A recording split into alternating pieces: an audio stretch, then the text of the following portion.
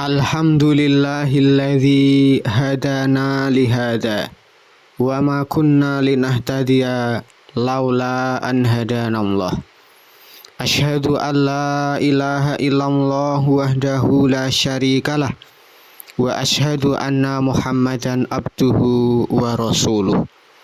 Allahumma shalli ala nabiyyina Muhammadin wa ala alihi wa ashabihi wa man tabi'ahum bi ihsan ila yaumiddin. Amma ba'd. Faya ibadallah, usikum wa nafsi bitaqwallah, faqad fazal muttaqun. Qala ta'ala, ya ayyuhalladzina amanu taqullah haqqa tuqatih wa la tamutunna illa wa antum muslimun. Jamaah Jum'ah rahimakumullah. Puji syukur mugi tansah kunjuk dumateng Allah Subhanahu wa taala ingkang tansah paring rahmat taufik dumateng kula lan panjenengan. Satemah ing siang punika kula lan panjenengan saged pinanggih wonten majelis salat Jum'ah kanthi kebaing kawilujengan. Sholawat ugi salam mugi tansah katetepaken dumateng Nabi Agung Muhammad sallallahu alaihi wasallam ingkang tansah kula lan panjenengan tenggo syafaatipun benjang wonten yaumil akhir. Jamaah Jum'ah rahimakumullah. Wonten kesempatan khutbah siang punika khatib wasiat sumangga tansah ningkataken takwa dumateng Allah kanthi nindakaken dawuhipun lan nebihi awisanipun. Mugi kanthi takwa Allah tansah paring kamulyan panggesangan fid dunya wal akhirah, amin. Jamaah Jum'ah rahimakumullah. Wulan Ramadan menika dipun wastani Syahrul Mubarak, wulan ingkang kebak berkah, lan ugi saged dipun wastani wulan panen pahala. Menapa sebabipun? Amargi ing wulan menika saben amal kesaenan badhe dipun lipat gandhakaken ganjaranipun dening Allah Subhanahu wa taala kanthi jumlah ingkang boten kados wonten wulan sanesipun. Mila wonten ing khutbah Jumat siang punika kepareng khatib aturaken amalan-amalan ingkang saged dados margi kula lan panjenengan panen pahala ing wulan Ramadan. Ingkang sepisan pahala ibadah siam. Siam menika ibadah ingkang agung lan istimewa. Ganjaranipun langsung saking Allah Subhanahu wa taala piyambak kanthi jumlah ingkang boten winates. Allah Subhanahu wa taala paring dawuh wonten hadis qudsi. Qala Allahu azza wa jalla, kullu amali ibni adam lahu illa siyam fa innahu li wa ana ajzi bihi. Saben amale anak Adam iku kanggo dheweke kejaba poso. Sak temene poso iku kagunganku lan aku dhewe sing bakal paring piwales.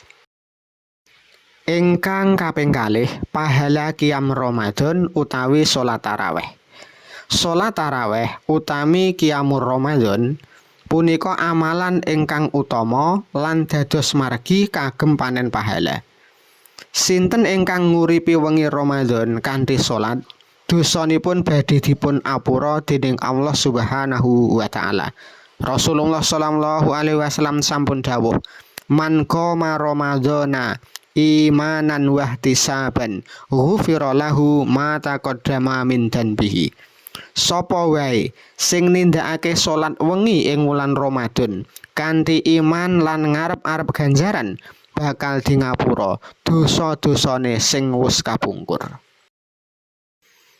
Ingkang kaping 3 pahala tadarus Al-Qur'an. Ramadan menika Syahrul Qur'an. Maos saaksara kemawon sampun pikantuk sedasa kabecikan. Allah paring dawuh, Syahrul Ramadan alladzi unzila fihil Qur'an hudal linnasi wa bayyinatin minal huda wal furqan. Wulan Ramadan, wulan sing ing sakjerone didunake wiwitan Al-Qur'an minangka pituduh kanggo manungsa. Al-Qur'an surat Al-Baqarah ayat 118 gangsal. Kaping sekawan, pahala sedekah lan paring buka. Paring daharan kagem buka saged angsal pahala ingkang sami kaliyan tiyang ingkang siam wau. Rasulullah sallallahu alaihi wasallam paring dawuh, man fatarasa iman kana lahu mislu ajrihi ghaira annahu la yanqusu min ajri shaimi sai'an. Sapa wae sing aweh panganan kanggo buka wong sing poso, dheweke bakal entuk ganjaran kaya wong sing poso mau. Ingkang pungkasan, pahala Lailatul Qadar.